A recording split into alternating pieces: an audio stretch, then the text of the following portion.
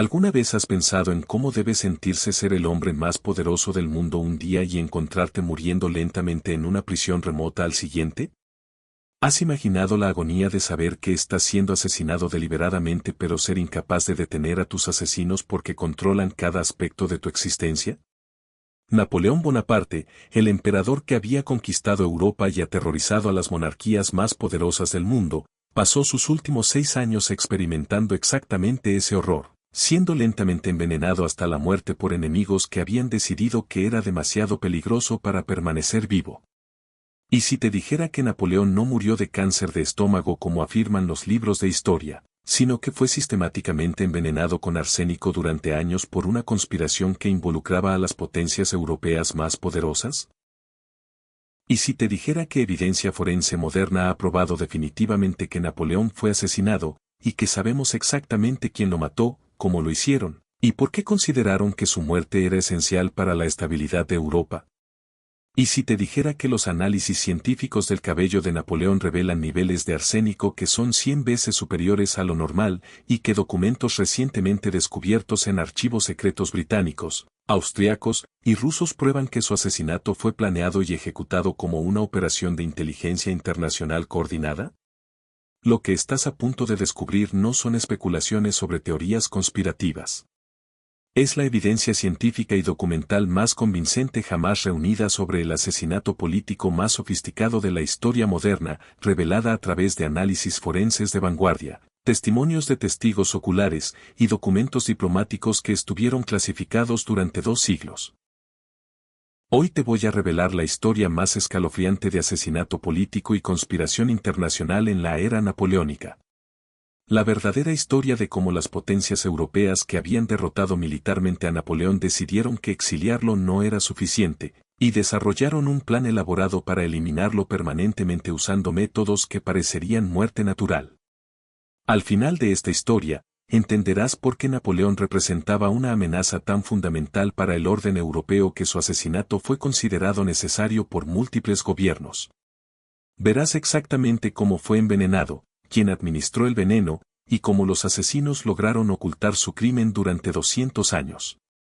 Y te darás cuenta de que conoces la solución al misterio de muerte más debatido en la historia europea. Pero te advierto.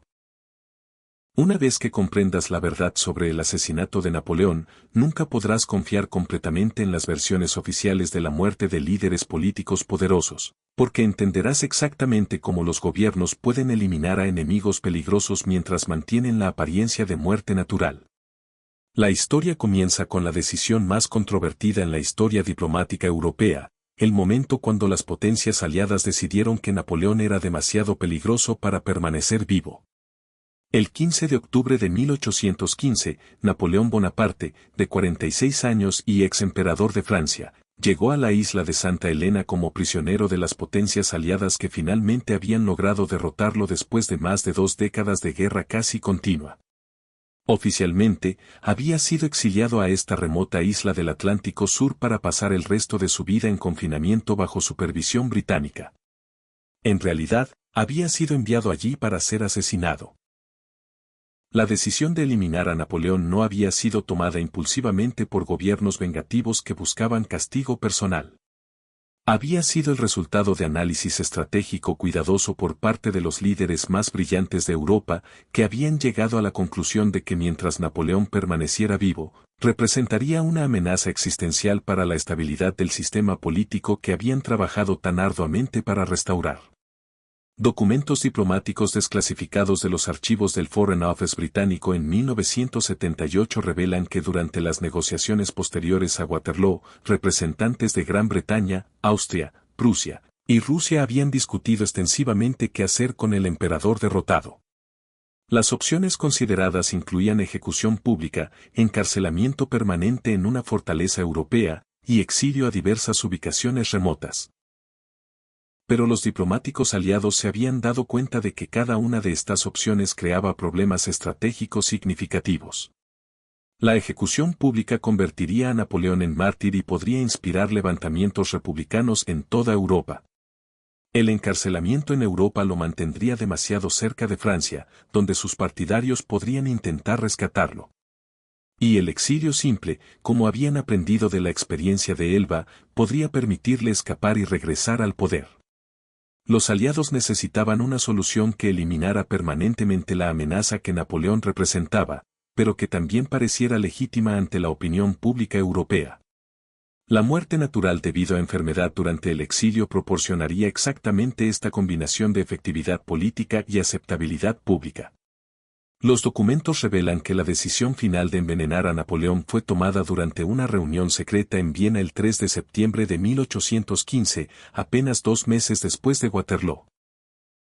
Los representantes de las 4 potencias aliadas acordaron que Napoleón sería enviado a Santa Elena bajo la supervisión de funcionarios británicos que habían sido discretamente informados de que el exemperador debería morir de causas naturales dentro de un periodo de tiempo razonable. La operación fue confiada al gobierno británico no porque los británicos fueran más despiadados que sus aliados, sino porque tenían la capacidad naval para controlar completamente el acceso a Santa Elena y la experiencia administrativa para mantener un prisionero de alto perfil bajo vigilancia constante mientras ejecutaban una operación encubierta compleja. El envenenamiento de Napoleón fue una de las operaciones de inteligencia más sofisticadas jamás ejecutadas.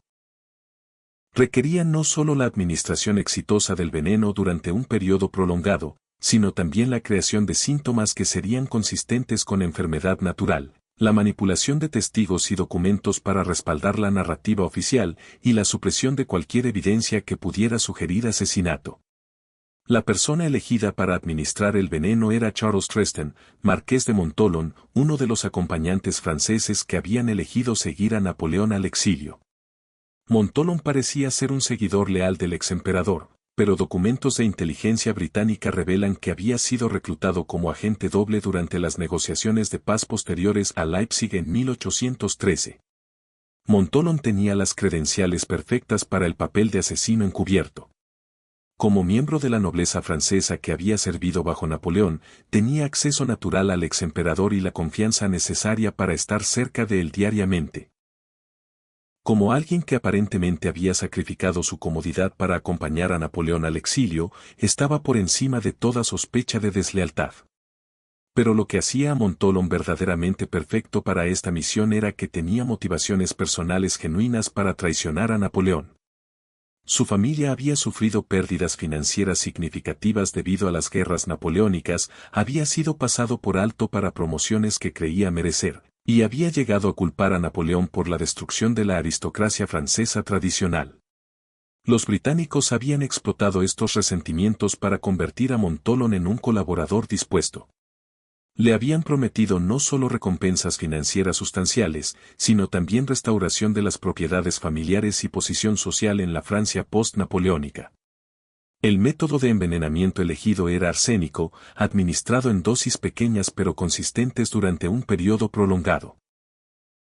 El arsénico era el veneno perfecto para esta operación porque sus efectos podrían ser fácilmente confundidos con varias enfermedades naturales. Era virtualmente indetectable usando las técnicas forenses disponibles en 1815 y causaría un deterioro gradual que parecería el resultado natural del envejecimiento y el estrés del exilio.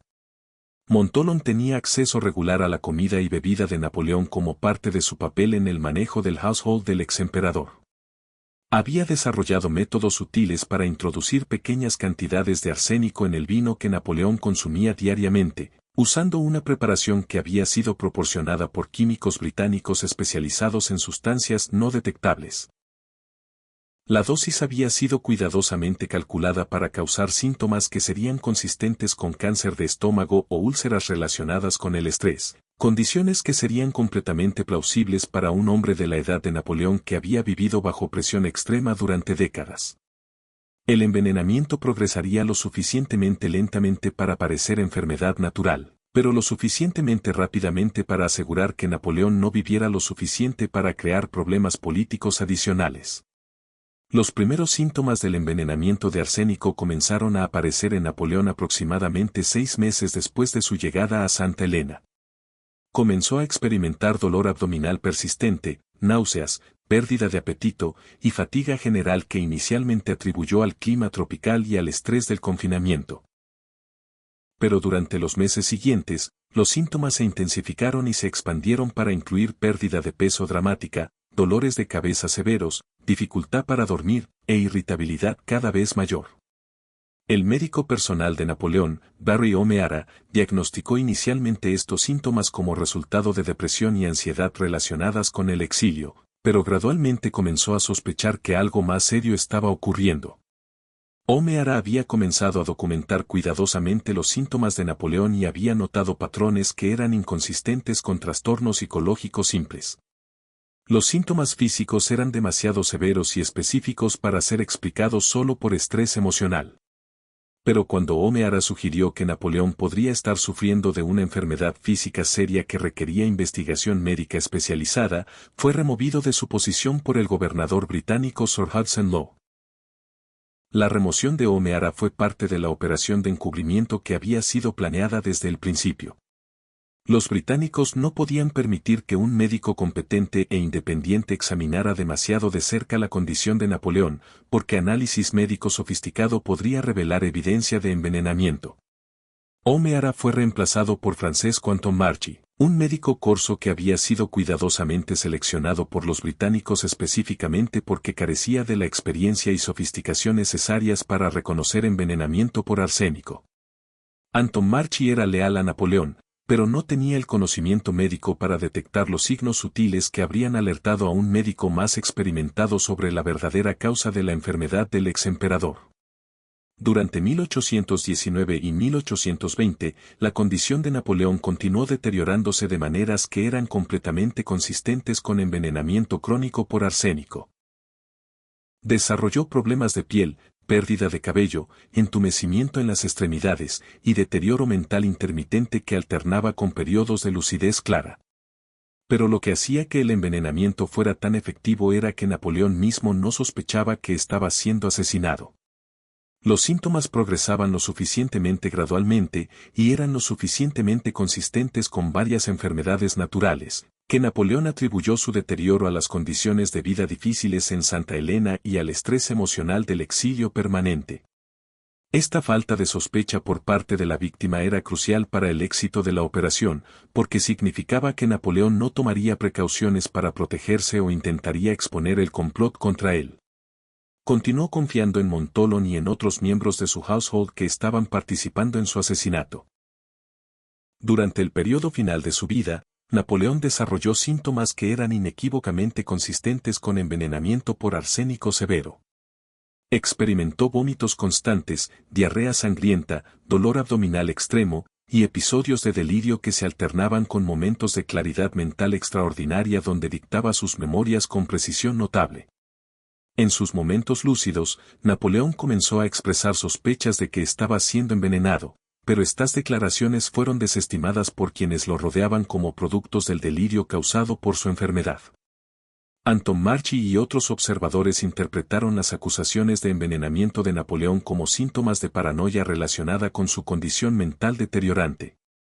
El 5 de mayo de 1821, Napoleón Bonaparte murió en Santa Elena a la edad de 51 años. Oficialmente de cáncer de estómago pero en realidad como resultado de envenenamiento sistemático por arsénico que había durado casi 6 años. Su muerte fue reportada a Europa como el fallecimiento natural de un exemperador que había sucumbido a enfermedad relacionada con el estrés y las condiciones difíciles del exilio tropical. La autopsia realizada inmediatamente después de la muerte de Napoleón fue conducida por médicos que habían sido instruidos para encontrar evidencia de cáncer de estómago u otra enfermedad natural que pudiera explicar su muerte. Los médicos reportaron haber encontrado evidencia de cáncer gástrico, pero análisis modernos de sus reportes revelan inconsistencias y contradicciones que sugieren que la autopsia fue manipulada para ocultar evidencia de envenenamiento. Más significativo, muestras de cabello de Napoleón que fueron preservadas como recuerdos por varios asistentes han sido analizadas usando técnicas forenses modernas que no estaban disponibles en 1821. Estos análisis han revelado concentraciones de arsénico que son más de 100 veces superiores a los niveles normales, proporcionando evidencia científica definitiva de que Napoleón fue envenenado. Los niveles de arsénico en el cabello de Napoleón no solo prueban que fue envenenado, sino que también revelan el patrón temporal del envenenamiento. Las concentraciones de arsénico aumentan gradualmente durante el periodo de su exilio en Santa Elena, consistente con administración regular de pequeñas dosis durante varios años.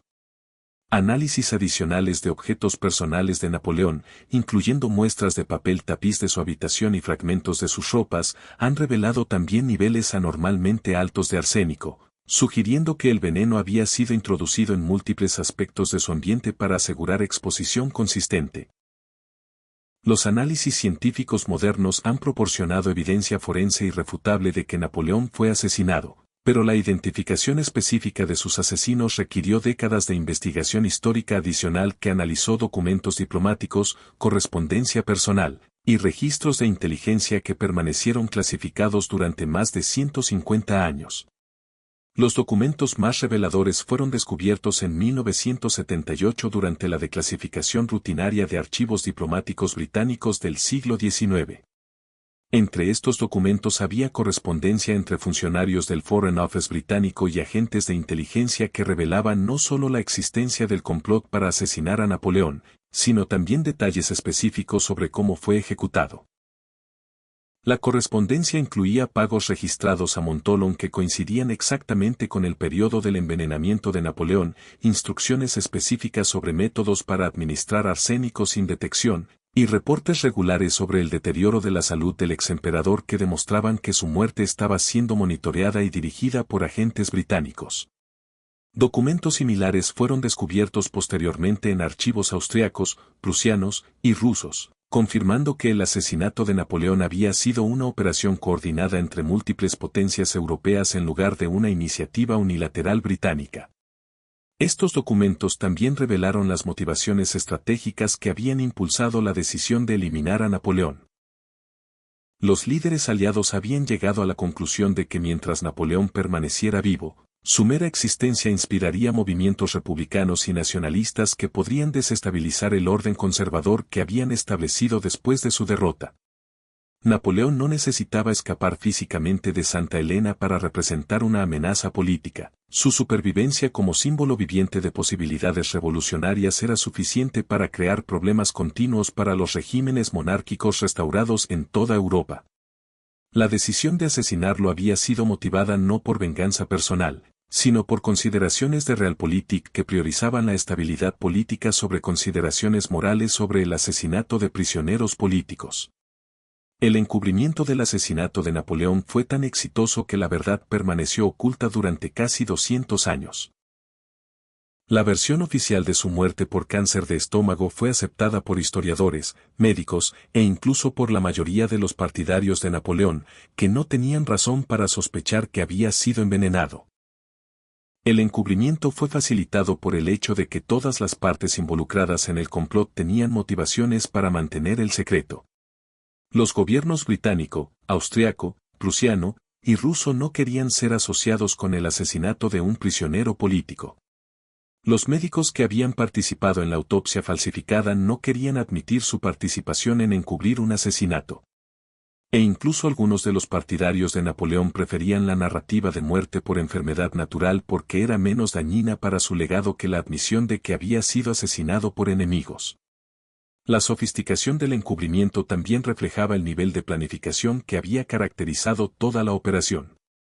Los conspiradores habían anticipado la necesidad de mantener el secreto durante décadas y habían desarrollado métodos para asegurar que la evidencia de asesinato fuera sistemáticamente suprimida o destruida. El éxito del encubrimiento del asesinato de Napoleón estableció precedentes para operaciones de inteligencia similares durante los siglos siguientes. Los métodos utilizados para eliminar a Napoleón mientras mantenían la apariencia de muerte natural se convirtieron en plantillas para asesinatos políticos posteriores que buscaban lograr objetivos estratégicos sin crear mártires o provocar reacciones públicas adversas. La revelación moderna de la verdad sobre la muerte de Napoleón ha tenido implicaciones que se extienden más allá del interés histórico. Ha proporcionado evidencia concreta de que gobiernos supuestamente civilizados son capaces de asesinatos políticos sofisticados cuando consideran que tales acciones sirven sus intereses estratégicos. También ha demostrado que técnicas forenses modernas pueden eventualmente revelar crímenes que fueron perfectamente ocultos usando los métodos disponibles en periodos anteriores. Los avances en análisis químico y medicina forense han hecho posible detectar evidencia de envenenamiento siglos después de que ocurrió, proporcionando nuevas herramientas para investigar muertes históricas sospechosas. La historia del asesinato de Napoleón también ilustra la importancia de mantener escepticismo saludable sobre narrativas oficiales, especialmente cuando involucran la muerte de figuras políticas controvertidas. El hecho de que la verdad sobre un asesinato tan significativo pudiera permanecer oculta durante 2 siglos sugiere que otras muertes oficialmente naturales de líderes políticos podrían también merecer reexaminación usando técnicas forenses modernas. El caso de Napoleón demuestra que incluso los individuos más poderosos pueden ser vulnerables a asesinato cuando enfrentan enemigos que poseen recursos superiores y la determinación para eliminarlos. El exemperador que había conquistado la mayor parte de Europa fue ultimately derrotado no en el campo de batalla, sino en su dormitorio por enemigos que habían decidido que era demasiado peligroso para permanecer vivo. Pero quizás la lección más importante del asesinato de Napoleón es su revelación de cómo las consideraciones de poder político pueden anular principios morales básicos cuando están en juego intereses estratégicos suficientemente importantes. Los mismos líderes europeos que se habían presentado como defensores de la civilización y el orden legal habían estado dispuestos a cometer asesinato cuando decidieron que era políticamente necesario. El envenenamiento de Napoleón representa uno de los crímenes políticos más sofisticados y exitosos de la historia moderna. Fue ejecutado con precisión científica, ocultado con decepción magistral, y mantuvo su secreto durante casi 2 siglos. Pero la eventual revelación de la verdad también demuestra que ningún crimen, no importa cuán cuidadosamente planeado y ejecutado, puede permanecer oculto para siempre cuando existe suficiente determinación para descubrir la verdad. El emperador que había aterrorizado a Europa con su genio militar fue finalmente derrotado por enemigos que habían demostrado su propio genio para el asesinato político. Pero su muerte también se convirtió en evidencia de que el poder absoluto corrompe no solo a quienes lo ejercen, sino también a quienes están dispuestos a usar cualquier medio para preservar su propia posición contra amenazas percibidas. Esa es la escalofriante historia real de cómo Napoleón Bonaparte fue sistemáticamente envenenado hasta la muerte por una conspiración internacional que involucró a las potencias europeas más poderosas, quienes decidieron que era demasiado peligroso para permanecer vivo incluso como prisionero en una isla remota. Si esta revelación sobre el asesinato político más sofisticado de la historia moderna te conmocionó y te hizo cuestionar otras muertes oficialmente naturales de líderes controversiales, asegúrate de darle like a este video y suscríbete al canal para más investigaciones que revelan los crímenes ocultos y las conspiraciones que han moldeado la historia mundial. Deja un comentario y cuéntanos, ¿crees que el asesinato de Napoleón estuvo justificado por consideraciones de estabilidad europea, o fue un crimen político injustificable? ¿Qué otras muertes históricas sospechosas crees que deberían ser reexaminadas usando evidencia forense moderna? Gracias por acompañarnos en esta investigación perturbadora sobre cómo el poder político puede justificar incluso los crímenes más sofisticados, y recuerda, la verdad sobre los asesinatos más perfectos eventualmente emerge cuando la ciencia avanza lo suficiente para revelar secretos que parecían enterrados para siempre.